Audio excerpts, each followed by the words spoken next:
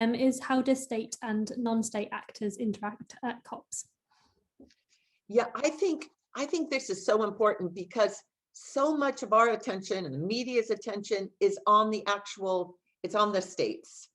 And of course, the states, for good reason, because they are the formal parties to the negotiation. They and only states can formally agree these targets or whatever comes out of the COP. So they're the formal negotiators and they're absolutely central. There's no doubt about it. But in terms of actual results, in terms of getting meaningful action to work towards those targets, national governments really cannot do that alone, and they're not even necessarily the most important when it comes to actually achieving those targets. So what I wish campaigners, but also the media would pay more attention to is precisely these non-state actors and what role can they play at the COP, but also in the run-up to the COP and then following the COP.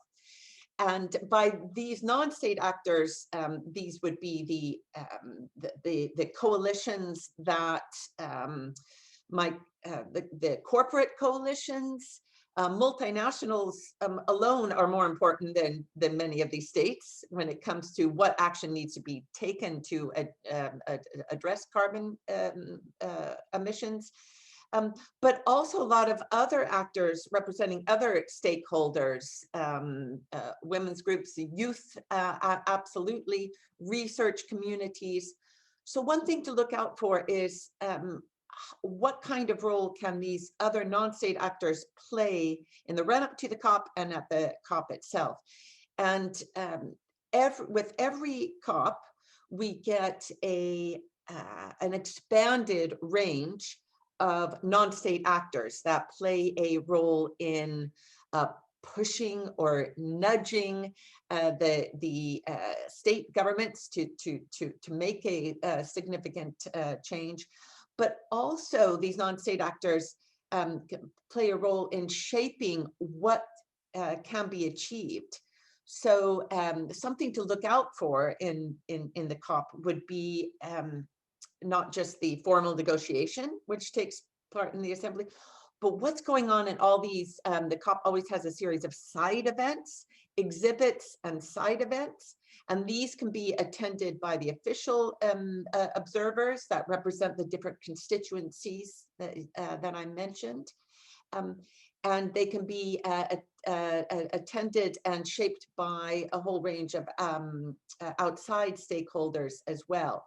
So one way to measure the priorities of a COP and the tone of the COP is to see what kind of side events are taking part, who is sponsoring them, and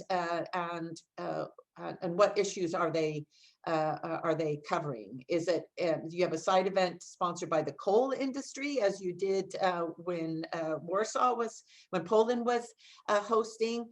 Or do you have side events that are representing a much broader range of interests that might push these goals and aims forward? So that's what I would look at. And then just one more thing at the upcoming COP in Glasgow, what we will almost certainly see is a huge number of events that take place in the city as well. So not inside the plenary, that's only for the officials, not in the wider green zone, but even outside the city, there's going to be all kinds of action.